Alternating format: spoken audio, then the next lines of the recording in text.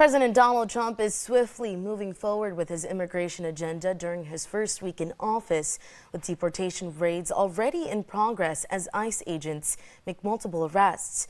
Amid these changes, farmers like Carlos Aguilera are sharing their personal experiences with the immigration system in the U.S.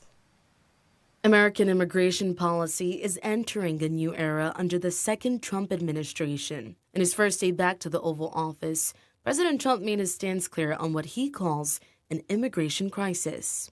All illegal entry will immediately be halted, and we will begin the process of returning millions and millions of criminal aliens back to the places from which they came. On Wednesday, immigration officers arrested at least 380 legal immigrants, according to border czar Tom Homan, a move he anticipated would happen after Trump was sworn in. ICE is going to uphold the oath they took. They're going to enforce the laws enacted by Congress and signed by a president. And they're going to do that without apology. Opponents of Trump's deportation plan say it could be detrimental for the U.S. food supply. As of 2022, the U.S. Labor Department surveyed at least 42% of immigrants were not legally authorized to work in the country. And I already hear people talking about farm workers saying that their employers and the people they work with saying this is a country for white people and you're only here to provide a service. Carlos Aguilera owns West Haven Farm, a 10-acre certified organic farm located in Ithaca. Originally from central Mexico, he shares his journey through our complex immigration system. I told my parents I was going to leave because I wanted to help them. That year, my mom got diagnosed with cancer. So I told them one way I could help. I was 15, I was all grown up, right? Is I was going to live to help them economically. Aguilera and 3 friends hired a smuggler to cross the Arizona border, making the dangerous 3-day, 3-night trek. We were in Arizona for probably about a month. And then after that, they brought us up here to Pennsylvania, I believe it was. And then my father and a friend went and picked us up there.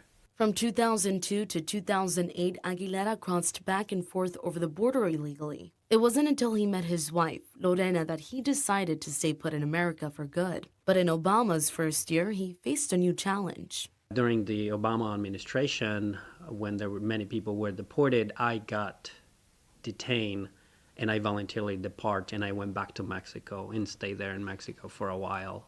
However, his father qualified for the 1986 amnesty program under the Reagan administration. Once a permanent resident, he waited years until he could apply for his children to obtain a green card. The United States is so backed up with all these petitions from legal residents and citizens that the average case for a permanent resident for Mexico takes about 10 to 12 years. So some of my older siblings couldn't even make it into the application.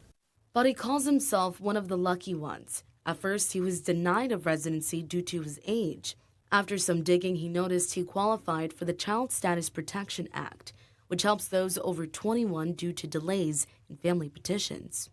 But it's not because they said, oh yeah, you fall into it. I dug it out on my own. But there is nobody out who is helping people do this or letting them know about the rules. So the whole idea that play by the rules, you can't play by the rules if you're hiding them.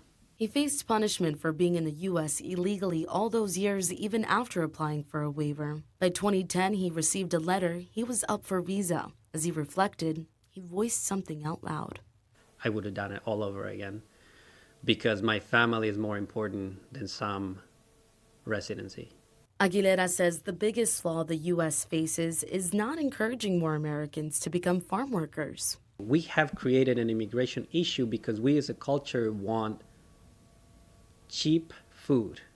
And the only people who are willing to do that job is the groups that are more marginalized, the people that come undocumented.